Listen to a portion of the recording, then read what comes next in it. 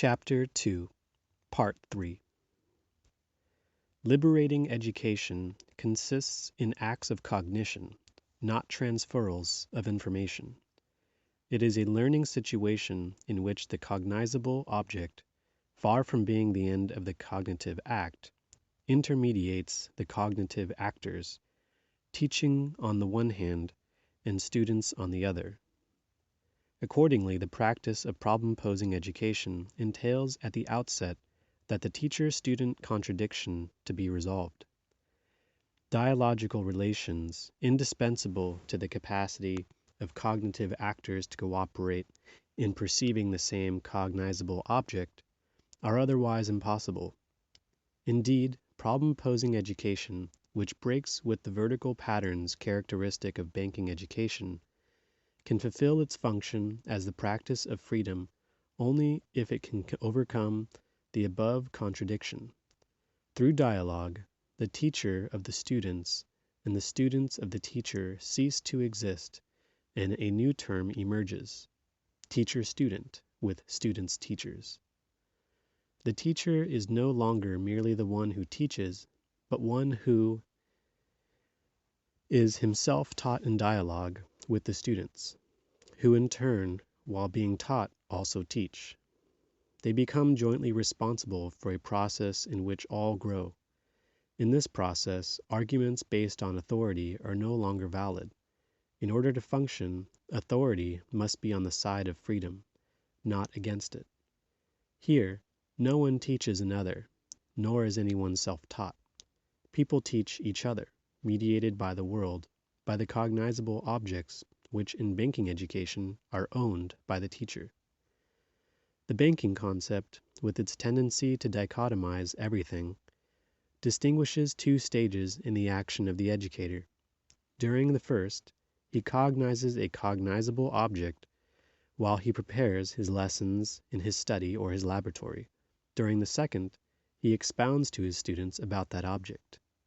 The students are not called upon to know, but to memorize the contents narrated by the teacher.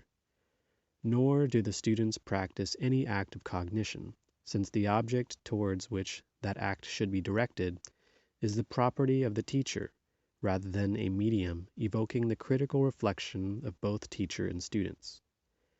Hence, in the name of the preservation of culture and knowledge, we have a system which achieves neither true knowledge nor true culture. The problem-posing method does not dichotomize the activity of the teacher-student. She is not cognitive at one point and narrative at another. She is always cognitive, whether preparing a project or engaging in dialogue with the students.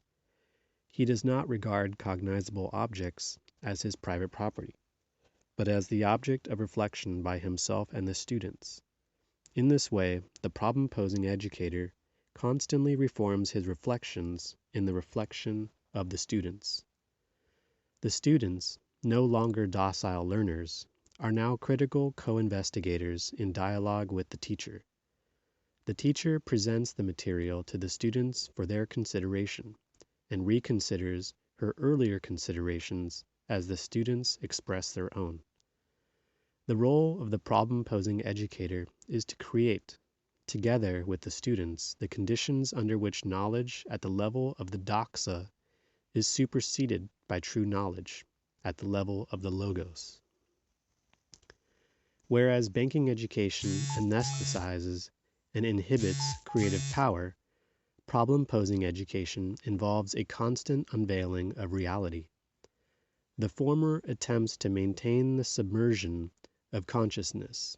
The latter strives for the emergence of consciousness and critical intervention in reality. Students, as they are increasingly posed with problems relating to themselves in the world and with the world, will feel increasingly challenged and obliged to respond to that challenge.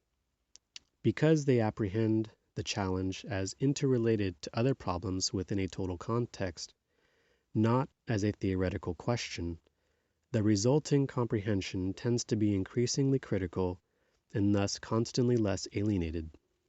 Their response to the challenge evokes new challenges followed by new understandings, and gradually the students come to regard themselves as committed.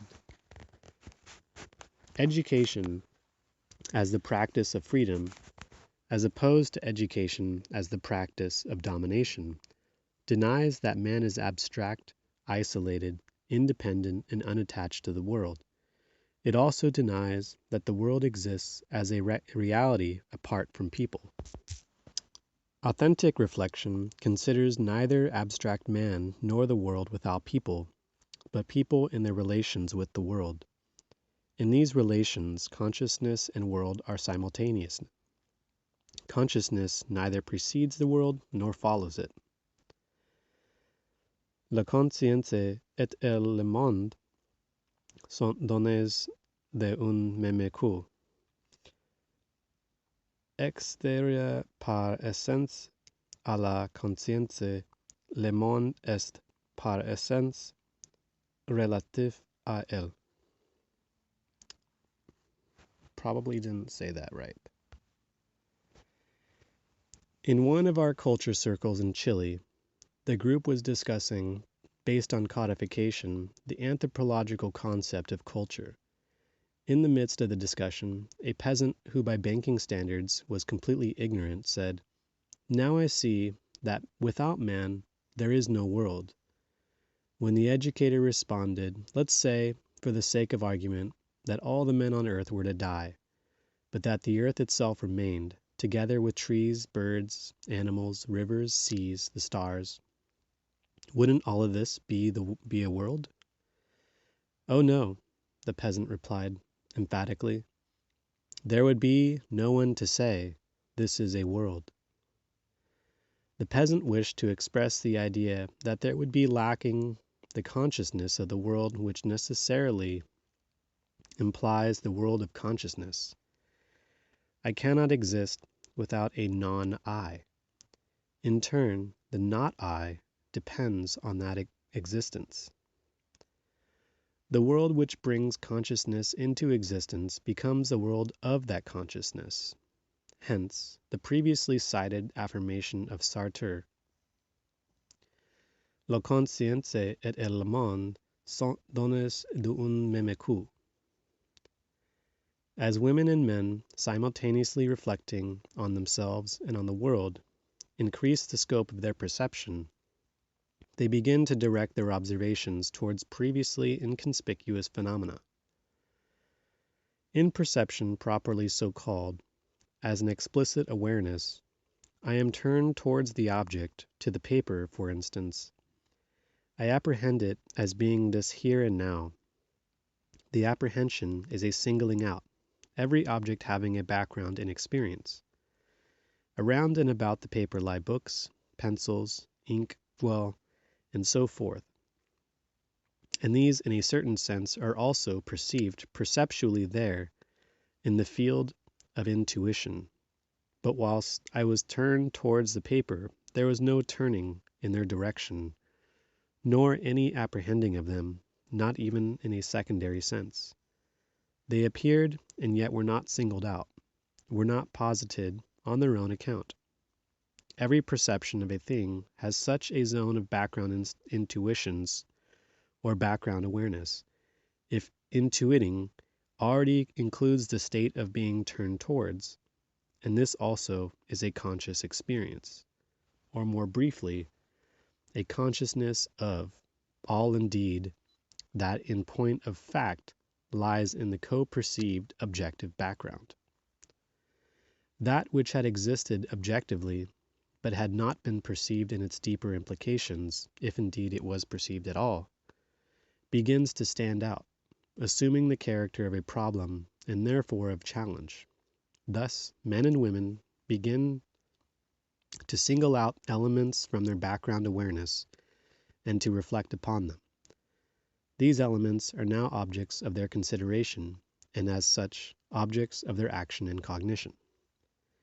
In problem-posing education, people develop their power to perceive critically the way they exist in the world with which and in which they find themselves.